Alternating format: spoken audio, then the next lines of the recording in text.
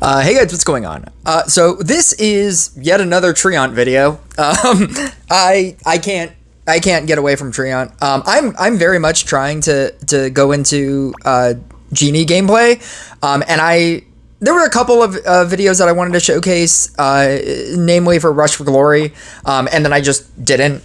If you're wondering what those were, I was trying out Rush for Glory, and every time they allow me to run Harley Quinn, pick Changeling's trick and do Magic Sultanate, and just leave a singular Harley Quinn in the center and just keep like Harley Quinning, and it's amazing. Somebody came up with that and like thought it would be like really clever if you did that, and it's really funny. Don't like. I see people go crazy with it where they just leave a lot of level 1s on their field and they don't use Dryads or Scrappers. Like, you have to pick a Dryad or a Scrapper. You can't just merge up. So pick a Genie and a Harley Quinn and a Dryad or a Scrapper. So you can't just Harley Quinn, because then you have a bunch of level 1s and level 2s with like 200 stacks and it doesn't do anything. You have to keep like leveling up. But if you leave the one in the center, and especially if you have Dryad, I really like Dryad with this. Just keep leveling up the center one as you level up everything else. And so like once you start leveling up everything to 2s, then your problem is, oh no, but how do I keep a level 1? You don't keep a level 1. You level up the center one to a level 2, and then you have the ability to copy 2s. And then when everything else is 3s, then you make the center one a level 3, and you just level it up. And it's really good. I've won every single Rush for Glory whenever they give me Genie, because it's that good. And even within regular PvP, I've been playing this like level 13 Genie, and I still beat people. They're not like insane people, but I still beat people. But anyway, this is a Treant gameplay, and this is utilizing the acceleration. And so you have 15% for a Forest Faction unit, Forest Faction or Kingdom of Light, and then each additional one you get plus 7%. This is obviously utilizing the Mushroom Nausea. Every 15th Treant attack, it does 300% bonus damage, and it also stuns. The stun is not really a thing, but I'm also running Defoliation as opposed to Regeneration because I do have triple counterspell. Now, the reason why I'm actually I have a gold counterspell as well, and the reason why I'm running a Master's Bow is specifically because if you're doing 300% damage, you want that extra crit percentage on top of that, on top of utilizing all of your, because most of it is going to be crit damage anyway, and because it's all speed based, you have your Knight statue obviously giving you speed, you have your Gunslinger giving you speed with the high charisma, and then you also have your Crystalmancer with the Magma Flow, which gives you a afflicted monsters take 135% of the mage's damage value, but they also get 20% increased crit damage from any source. So not only are you getting crit bonus on top of that, you're getting crit bonus on top of this. You're doing mostly crit damage anyway because of how fast you're attacking, and you're getting all of the speed bonuses from the acceleration faction bonus, because you have a Treant and you have a Knight statue. I was running a Trapper, but I do find that I just want the level ups. You need the level ups, and it's sometimes your Scrapper hits don't always hit Knight statues and Trappers, and sometimes you just miss Scrapper grabs with your Gunslinger. And Crystalmancer, once it gets to level 7s, once you get to 7s and 6 Crystalmancers, you're just playing on easy mode, and that's what this showcases. I'm running an Amulet of Swiftness because you're running so many Treants. You're running 7 Treants total, and so you have the ability to utilize the entire buff of the entire field. And then the only specific reason why I'm running a Hunter's Jacket is because it is my Forest Faction main. And so if I'm going to run a Forest Faction Master's Bow and a Forest Faction Amulet of Swiftness, I might as well run the matching armor in order to get the 10% all the way around. I don't think it's completely important, but it was one of those, like, if I'm already going to run the crit bow and the swiftness anyway, I might as well, and then I just get a plus 10%. I am trying to build a chainmail. I do have a forest faction chainmail somewhere. This one. And as soon as this new patch comes through, I'm gonna have a all faction hunter's jacket, because I do have a maxed hunter's jacket, or I have 2 maxed legendary fully awakened hunter's jackets. When I did the video, I don't know if you guys saw the video of when I was talking about the new patch. I thought that I was gonna be able to legendary or mythic enchantment or mythic equipment all of my things, because I thought it was going to be a legendary and a same legendary at any level, in the same way that regular equipment happens, like how you level up commons, rares, and epics. You just need a fully maxed out one and then a level 1 regular one, or a level 1 of the same thing. So once I get this to 15, if I have this at level 1, this can become a legendary. I thought that that was how it was going to work for all of these, and it's not. You have to have 2 of the same thing, and they both have to be maxed. And they both have to be fully awakened. So you have to have all 3 factions awakened. They both have to be maxed. They both have to be the same thing. And so as soon as this drops, I'm getting a mythic, a hunter's jacket. And then every single hunter's jacket that I will ever get for the rest of my entire time playing, I can just automatically disassemble. And so it's like end game versions of equipments, which I like. I do like that. As opposed to having to do what I did with this, which was re-roll factions in order to get all the factions. This is it's a much easier version of this, because the harder version of this is to re-roll things and not get the best things. So for example, I know this is a Treant video. They're all long videos. I haven't talked in a while. But this is, there was an example that I had where I just got another faction, and I didn't re-roll, or I didn't get lucky. What was it? There was something that I got where I was like, well, I now have to get 3 of this, and now I don't have to get 3 of this. I'm trying to think of what I just re-rolled. Is it the mage robe? Forest magic dark. Yeah, I think it was the mage robe. So I need so this one has forest magic dark, which means I need techno and light. When I re-rolled this one, I got light faction. But even on the last, getting the last faction, I didn't get techno. So I would theoretically, in order to get a techno mage robe, I would need to then get another rare that has techno, at least, and then merge that all the way up to max legendary in order to have 1 of each. And that is the worst case scenario, where once you have 3, you get a rare, or you get you get a rare of the thing that you need, and then you merge that up. And so what I did with this one was I merged it up to from a light, and I got forest, presumably. And then when I went, even when I enchant, or even when I maxed it out again, I still didn't get techno, and I got dark, or I got magic. And so that was the risk that you run. And so then I would need to get another one in order to get an all faction. But with the new system, I just need to max this out, and then I can combine both of them, and I'd have all factions. And so in that way, it makes this process easier, even though it's insane. It's insane to get 2 max awakened fully awakened legendaries. But anyway, so the thing about this that I wanted to say about the actual deck in general is that I was running Gadget because I just got a level 100 Gadget. And so I was obviously running a Gadget for the extra, even more additional attack speed. And what I found is that Trickster is just better. I don't know why.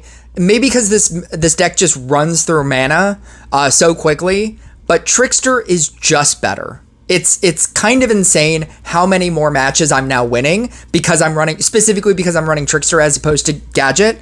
But most of the time I'm not even utilizing the Gadget gold tiles. And some of the time I'm not even getting gold tiles. And so even though the attack speed bonus is something, I don't think you need even more. What this deck is lacking is a way to gain large quantities of mana because you are scrappering just all the time. You are just constantly summoning in. Lucky Shot is obviously going to help you, but at a certain point in the game, you don't want to use Lucky Shot. You don't want to use your mana activation on your Gunslinger because you want to use it on when the bosses come out. So you want to use the double swap for the Phantom, and then you want to use the mana activation when the bosses come out, because it's at that point you can't use double swaps because you get to triple bosses, and you could theoretically wait until, like, you could use it on the first boss and then wait for even when the second boss comes out and wait for the third boss. But sometimes that third boss is a tribunal, or sometimes that second boss is a tribunal and you want to immediately try to kill it. And then if you're using double swaps on that, then you don't have another swap for the third boss. And so you want to use your mana activation there.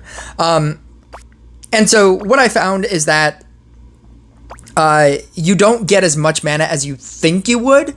And so using Trickster, you're just stealing so much mana and you're putting the other person so far behind.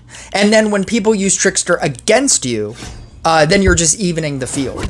I think that if you can put the other person that far behind, like if they're going to beat you, they're going to beat you. Like if you're playing against, Fortuna, which also gains mana because fuck Fortuna. If you're playing against Fortuna Genie, you're just going to lose because you're going to lose anyway.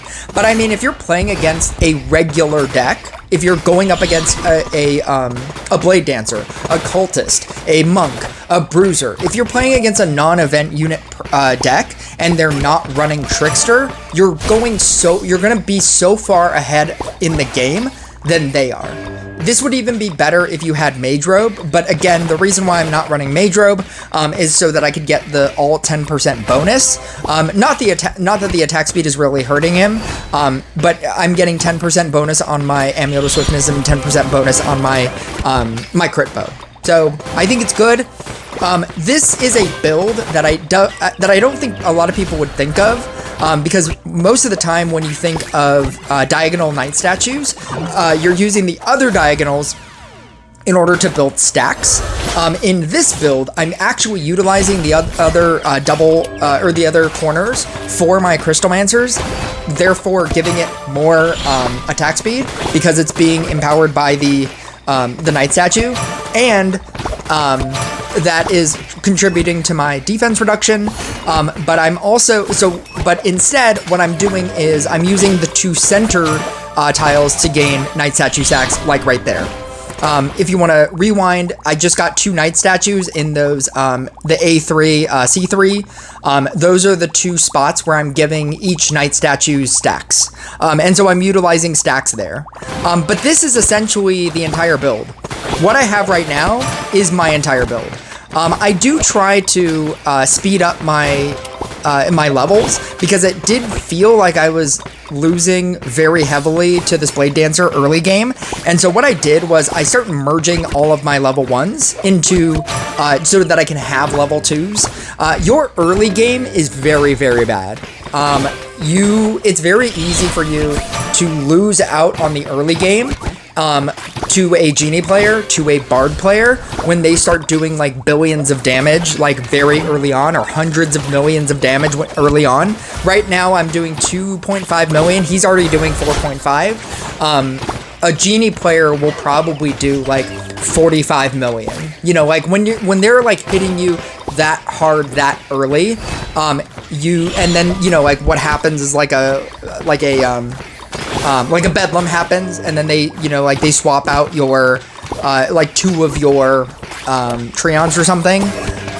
That is going to screw you over so early on that it's going to be very hard for you to recover at any point. So if you can afford it, you should try, like, the Crystalmancers help, which is another reason why I took out the Trappers. Trappers are not going to contribute to your damage. The Crystalmancers will help you with this in your early game. But if you have to merge your early Treants in order to just speed through to get like a level 3 or a level 2, you might want to do it. Once you hit level 4 on your Treants, it's gonna be your damage skyrockets when you go from level 3 Treants to level 4 Treants, and they all start getting that's when it really starts flowing, and that's when your jump in damage just skyrockets. You'll notice it here, as you will notice it in every game, but yeah, it's crazy. You'll go from, like, I don't know, 2 billion damage to 12 billion damage. Like, the difference is crazy. But yeah, that's pretty much it. I've talked for long enough in this video. I'm pretty sure the rest of this is self-explanatory. You just utilize just always press your mana button so that you can always, your scrapper button, so that you can always have, like, this level 2 that's just sitting here as a level 2 shouldn't be a level 2. I should be using my mana power. There we go. And then switching it so that a like a regular recycler is right there. Right here, I should have a mana activation if I done it earlier, but now I'm screwing myself here. And then you use your mana power,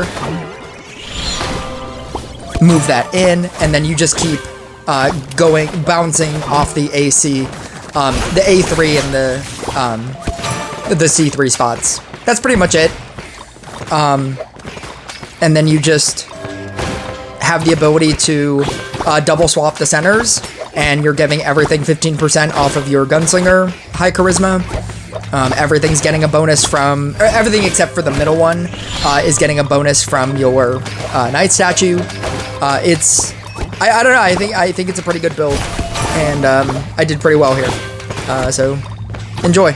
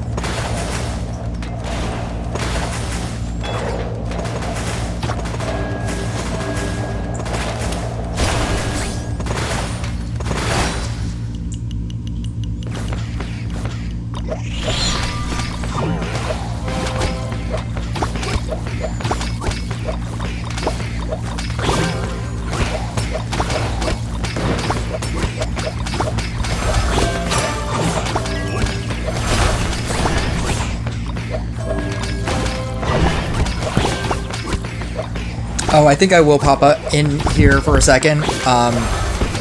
This is insane. He has 5 active Blade Dancers. This man is still able to do 15 billion. But he's not able to do 51 billion.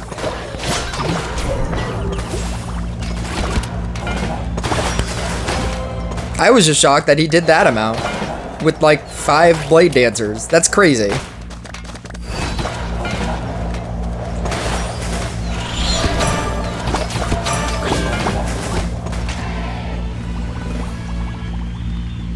But yeah, it's pretty good.